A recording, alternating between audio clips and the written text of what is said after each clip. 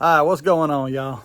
Listen, there's a lot of videos out there showing how to paint a gun. These camo patterns, people do it all different types of methods, from taking sticks and twigs and leaves and whatnot, using that as stencils, using silicone stencils, the whole nine, taping it out. The whole process is different for everybody. For me personally, I had an idea, an approach that I wanted to go in order to get the effect that I was looking for, and that's what I did. I'm gonna bring y'all along and show you exactly how I did it.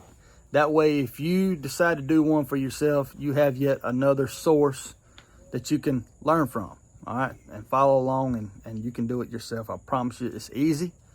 It's not very time consuming, given that it is spray paint. It dries fast. But I got the gun right here. I'm excited to show y'all, but I'm gonna show y'all at the end, and also along the way show y'all how it came to be. So y'all enjoy, stick around. All right, before I even get too far into this, I want to make something very clear. If you don't know your way around a weapon, a firearm, don't mess with it, okay? Naturally, you have to have some idea of what you're doing in order to even start this process. Field stripping simply means taking it down for minimum cleaning. I got the barrel out, I got the spring, I got the slide separated from the bottom frame, and what I've done is I actually went in and taped it up. All the places I don't want paint to get, it is taped up, okay? And it looks like crap, but once it's all revealed, it'll look better. So here's the slide here, okay? Anything you don't want paint on, do the work, put the work in, and get it painted so up. There's the pieces. But anyway, we're gonna break out the paint. I'm gonna take y'all to another location out here around the house and show y'all the next process, which is painting. So let's go. All right, y'all. So I have rubbing alcohol for degreasing the project. I have light, darker, and then darker than that. And then I have a clear coat to put on. This is just to protect the paint so that it's not so easily chipped and faded away. There's the sponge we're gonna use. This is the old kitchen scrubbing sponge, the old cheap stuff. I think you get 4 to a pack for about $2, okay? And I simply just take my scissors right here and I cut it down to stuff that I could use. And I'll show y'all more about that to show you exactly what you can get out of that. So anyway, I have a microfiber towel. Once I get done rubbing it down with the alcohol, wipe it down, and it's good to go. Look at deer right now. This time of year, here it is August. Even in the summer, they have a red coat, okay? And they're hiding amongst greenery. At least that's what our eyes tell us. They're not hiding in to blend in with green. They're hiding to blend in with the different shades of browns and blacks and grays and them darker colors that's on tree trunks, on the forest floor, even the background, such as sticks and twigs. That's what they're blending into. They're not blending into green. I've never seen a green deer or fox or anything like that. Now, I guess if you do see one, they've either been dead for a while or something's really, really wrong with them, or maybe the zombie apocalypse has finally came. But anyway, that's why I have chosen the colors that I have. And we're fixing to get this party started, and I'm gonna bring you along and show y'all exactly how I went about doing my camouflage shotgun that I in the last video that I posted. And we're gonna turn this into something to match it. So we might get creative with it. We may put a stencil on it. I don't think I am, but my brain changes its mind like that, and I can go from one extreme to another. So who knows? Right now the plan is just to simply put a camo pattern on. Take your rubbing alcohol, saturate your paper towel, and wipe down your project. All right. Be careful when on these areas that you got paint. You don't want to snatch that paint off. Or not paint, but tape. You don't want to tear away your tape. All right, you spent the time to get it right. Just be careful in those areas. That's all. The cool thing about this is that the way we're going to apply the pattern, if you ever need to come in and touch up some areas, it'll be simple and easy to do. So there's that. Now we're going to get the slide real quick. Don't be afraid to get more alcohol. It'll dry fast. Right here in your on the rear part of your slide where you do a lot of where you grab it and rack it back. And that gets a lot of oil. So that's all it is to it. Just wipe it down and get it clean. My son's the cameraman right now, and he's having to deal with my crazy ass barking and growling at him. But anyway, he's doing him a project too. We may get involved on that on another time frame. Right now, I got to get this done. So now we're gonna come in with our sponge. All these pores you see are gonna play a significant role in the process of applying that paint. All right. So what I do is I cut it into thirds. So there's 1, 2, and 3. All right. In order to get the wedge, you're gonna cut straight across here. Easy. Bam. Bam. And of course, anybody want to say it? Bam. So now you got 6 paint brushes in essence. And every one of them have a little different pour pattern on this side. But you can use this side, you can use this side, you can use the flats. You can use this whole sponge, but me, I just kind of stick with this area. So for now, we're going to set those to the side and keep one. Here's that old piece of cardboard that I mentioned, but I didn't have on the table when we first started. So yeah, we're going to apply our paint to this and then apply it to here. All right, so first things first, out of the selection of paints that we have right here, this particular pattern is called Deep Greaves, or I don't know how to pronounce that crap. But anyway, here's the color of it. Against black, there you go. It's a light tan. Now against white, you can probably see it better there. But we're gonna apply that first, and that's gonna be our base. Anyway, get a good shaking. Apply some on the cardboard. Just pick your spot. Keep it kind of low, and load it up. There you go. A nice little puddle of it. Take your sponge, saturate the underside of it, and start tapping. So here we go. No turning back now. Bam. And there you go. You see how them pores are leaving some areas that look pretty cool to me. But anyway, just reapply or resaturate that sponge up as needed. Stay at it.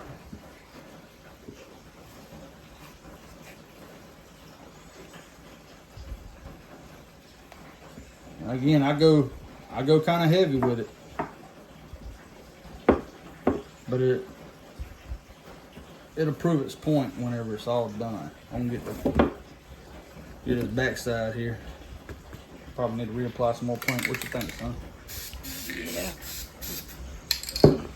All right, my son right here, camera guy. He's now 12 years old. He's becoming a very young man. He went from a young boy to an old boy, and now he's a young man. So, anyway, I love him to death, and he loves doing this type of stuff. He's very creative, and I have to show y'all some of the projects that he's done in the past on his own. But his interest in all this motivates me to do my stuff, and for that, I thank him all the time, man. I do. So yeah, there's your first pattern. We're gonna go ahead and knock the slide out while that's drying. Again, you can take another sponge if you want to. I like to stick to the same sponge. Don't block the sunlight. Stay right there. But anyway, you can use whatever the sponge you want. I like to kind of assign one sponge to one color. So, get a little more than that. Now we're gonna do the slide here. All right. Again, at random.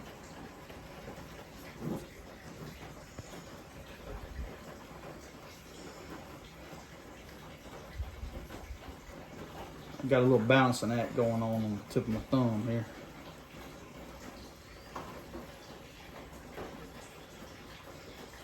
But anyway, you just apply until you get the coverage you want. That coyote, that bobcat, you know what their patterns look like. It's at random. You know what I mean? And that's what you're trying to copycat. And yeah, no regrets so far. All right, we're fixing to apply the next coat. Here we go. All right, so this is somewhat dry. It's a little tacky. It don't take long with this spray paint, and because we're applying such a thin layer, it doesn't take long at all. So we're gonna take us a fresh sponge. We can go to our next color, which is a satin nutmeg tan. Okay, again against white. There you go. That's the color of that. And compared to the other color we just used, there's your comparison right there. So again, we're just gonna find us a spot here and give it a good shake and apply this color. And right there.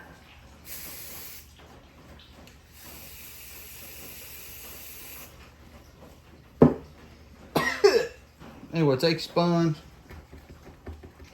and soak it up. All right. So from here, you can start applying it as you see fit.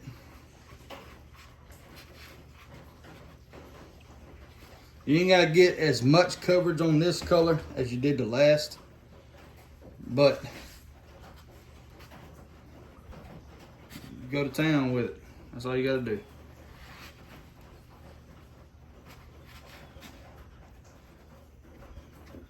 And just keep going around it. That's the key. Stay moving. And you see some of that black still popping through, and that's what I want. When I'm taking my sponge and I'm changing the angle, any which way that I feel fit. You know, a lot of times it's just for the simple fact that a certain corner of it could get in the area that I need it to go in. But anyway, I'm gonna call that good coverage there. Now we're gonna do the slide real quick. Just start applying it, and you'll see it start to take shape. Pretty cool stuff, if you ask me.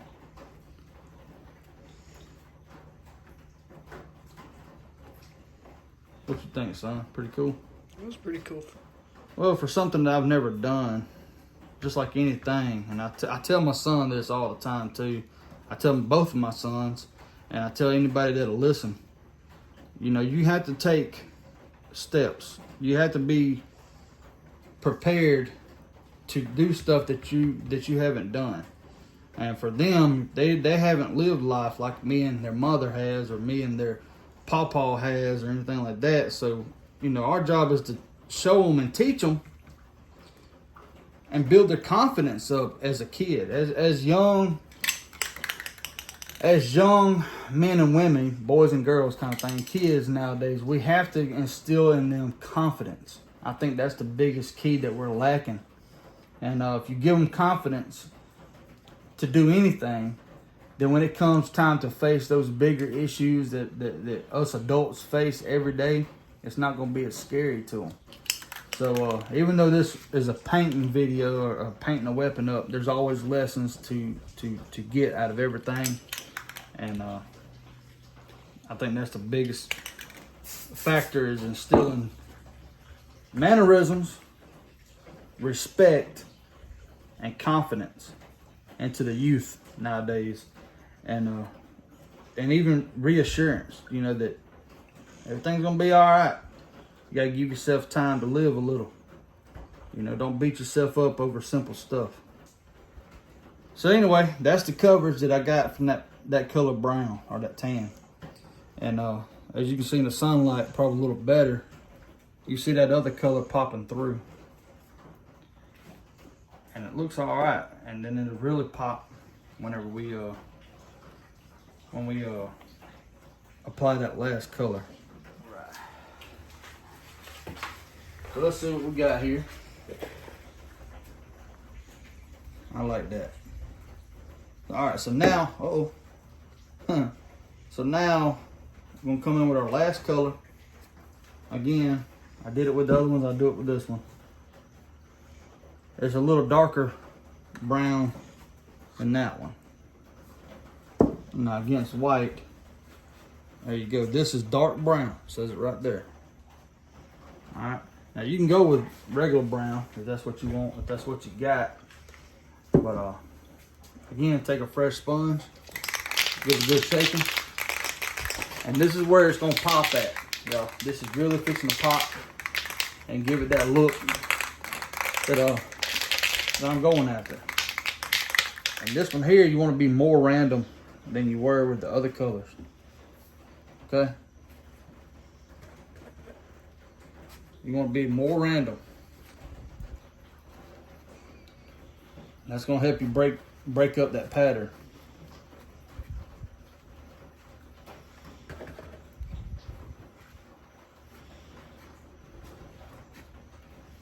Okay, again, you apply as you see fit. Like right now, I'm ready for some more. And this stuff right here, whatever's in this paint right here, it dries faster. This is Rust-Oleum brand. I have another Rust-Oleum brand, but it's more or less for painting. Now, grant this is too, but I think this is more or less for a protective coat. It just happens to be brown. Maybe I don't know what the hell I'm talking about. But anyway, again, just be not as liberal with this one, but try to go after a random approach to it. I don't know how well y'all can see this popping through, but there you go. See how it's popping? It's really standing out on those lighter colors. So I don't like that straight line right there, so I just add a little bit more paint and I can bust that line up.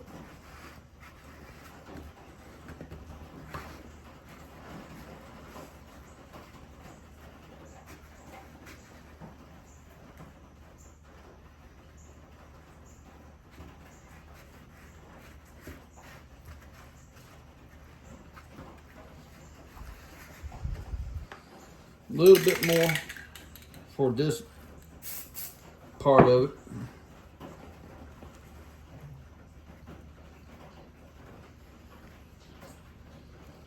And just give it a once over look. And wherever I see some more needs to go, I will apply.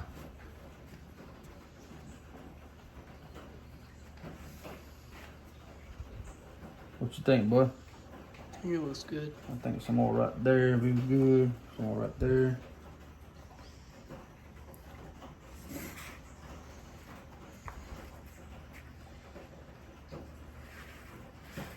There you go. Zoom in on that. Get a close up of that right here. Just that color. Zoom in on it. Get close. We did. Get close. You can pan out. There you go. Stay right there. Flip it around.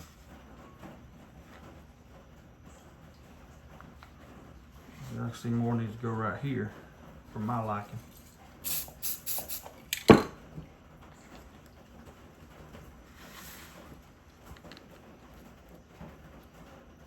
Yeah, that made it pop, didn't it? Mm-hmm. All right, so with that, now we're gonna get the slide. All right, I will slide this part out of the way, right there. And now we can work on the real slide. Again, same process. Lather, rinse, and repeat. That's all we're doing. Come in. Now watch this. Here we go. Bam. Bam. And just rotate your sponge around to get different angle, different patterns. Underside, or the other side rather. You can actually push hard in places too, give it a little darker look. So yeah, we just continue applying as you see fit on these places, and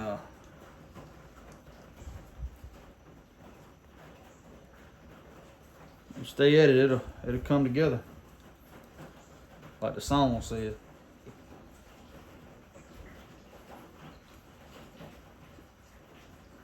Pretty cool.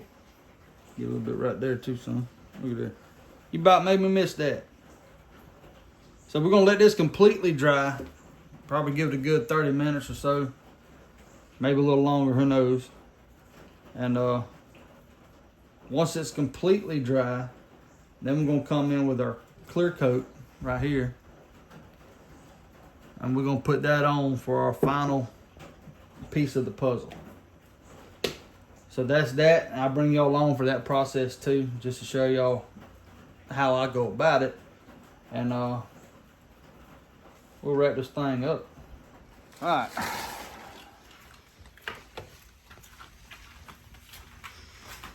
Let's see what we got going here.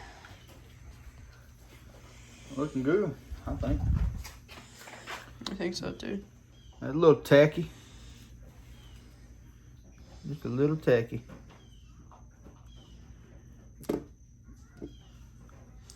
But I think we're gonna go ahead and clear it. A little tacky, but we're gonna go ahead and get on it. Give it a clear coat. Yep, get no clear coat. So this is just gonna be the protective coating on it, naturally. And let's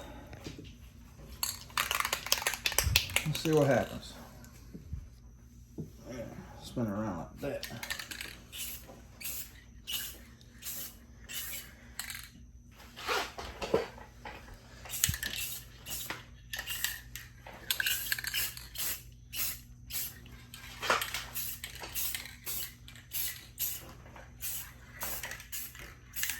All right, call that good. And